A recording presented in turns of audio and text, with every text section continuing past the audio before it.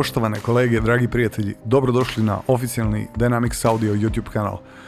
Moje ime je Bojan i evo upravo otvaramo prvi video u nizu prezentacija u kojima ću vam predstaviti veoma interesantni Medeli AKX10 koji je upravo pred nama. Za početak malo istorije.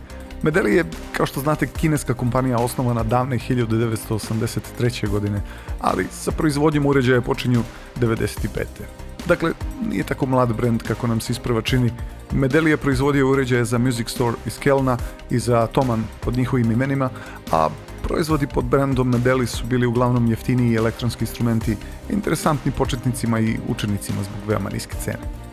Tek sa modelom AKX10 Medeli se ugurao među ozbiljna imena i od kako je prezentovan na leto 2021. ako se dobro sjećam, skreće pažnju odnosom cene i kvaliteta, zapravo time šta se danas može dobiti za rekordno malo novca. Trenutno je cena oko 650 eura i može se zvanično kupiti, ne mora se švercovati. I šta ova klavijatura nudi za ovaj novac je prosto nevjerovatno, ali zato smo tu da vam približim zašto je ova klavijatura toliko interesantna za sve nas. Pre par mjeseci obavio sam razgovore s ljudima iz Medelija i tada sam im predložio da radimo zvaničnu prezentaciju na ovom našem govornom području, jer ova klavijatura može da bude veoma interesantna ovdje i oni su odgovorili pozitivno, zbog čega je sada klavijatura sa nama. Osim ovih prezentacija koje ćete gledati, za AKX10 spremamo kompletan Dynamics set koji je skoro predstavljen za Yamahu, no o tome više reći uskoro. Svi vrlo dobro znamo kako izgleda kupovina nove klavijature. Donesemo je kući, izvadimo iz kutije, onda počnemo da se igramo sa novim stilovima i bojama, novim interesantnim opcijama, igračkama, pokažemo kolegama i prijateljima nove trikove i fore, a onda nakon nekoliko dana vraćamo se u realnost i počinjemo sa spremanjem klavijature za ozbiljan rad.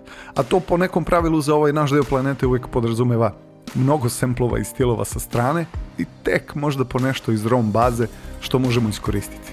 Verujem, slično je i u drugim krajevima sveta. U prevodu, dobar deo od par hiljada eura koje su otišle na novu klavijaturu bude praktično bačen u vodu jer mi ne koristimo najveći deo resursa koji dođu sa klavijaturom, već samo bazičnu osnovu na koju svi samo napakujemo svoj ili učitamo nečiji set sa kojim kasnije radimo.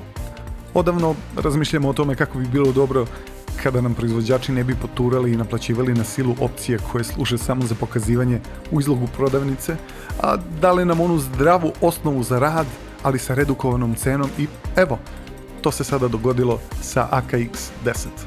Ova klavijatura u stvari ima sve što vam je potrebno, ona ima veoma dobar aranžer tehnički, dobar displej, odlično organizovan i responsivan operativni sistem koji je jednostavan i lag za korišćenje, relativno kvalitetnu dirku srednje klase, a sve to sa 765 MB memorije za samplove, performance memoriju, kao i albume, ako ste na Korgu to je songbook ili ako ste na Yamahi to su playliste.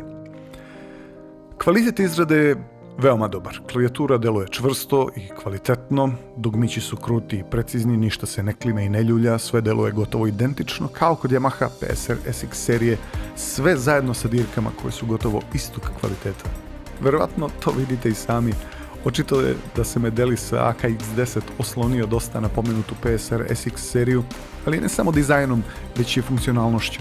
Možete sa sigurnošću reći da je AKX10 veoma sličan Yamahi po tome kako se njime radi i upravlja, a interesantno je da je Medeli određene segmente čak i unapredio i poboljšao u odnosu na Yamahu, počevši od mogućnosti samplovanja u toliko detalja da je Medelijev software koji se zove Grand Suite toliko napredan da se u njemu mogu konvertovati stilovi sa Yamahe, editovati stilovi, menjati boje, praviti odnosi, importovati one touch settings iz jednostavnog fajla, samplovati iznova ili konvertovati samplove.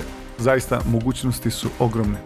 Ali ne samo to, na primjer ovi potenciometri ovdje, oni su digitalni i mogu se okretati bez limita. Dok recimo na Genusu imaju hard stop levo i desno, pa se od boje do boje dešavaju skokovi čim pomerite pot, a to se na AKX10 ne događa jer je pravilno implementiran potenciometar, kome se samo lampice uključe na drugoj poziciji kad promenite boju. A onda, kad pomerite pot, sve kreće od snimljene vrednosti. Dakle, nikakvi skokovi ne postoje. Također, AKX10 ima kapacitativni displej novije generacije nego one što je na Genusu, recimo, koji radi na pritisak. To je tehnologija stara više od 30 godina, pa je korištenje ovog displeja osjetno pozitivnije nego kod Genusa, na primjer. A ono najvažnije, AKX10 nudi brightness za display i različite color šeme za dugmiće i sam interfejs, pa možete prilagoditi klavijaturu uslovima svirenja, na primjer na polju po suncu ili u mračnom klubu gdje se ne vidi prst pred okom, AKX10 vas neće zaslepiti.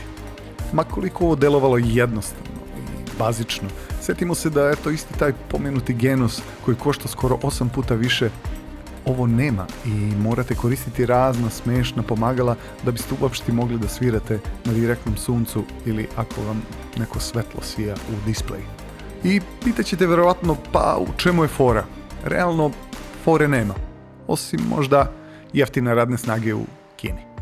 Ali ostanite sa nama i svaki naredni video će pokriti jedan segment ove klavijature i zajedno ćemo proći kroz to šta dobijete za ovaj relativno mali novac. I zašto mislim da bi ovaj instrument mogao da bude interesantan baš svima, ma koju klavijaturu trenutno da imate i ma koju vrstu muzike da svirate. Uživajte, vidimo se uskoro.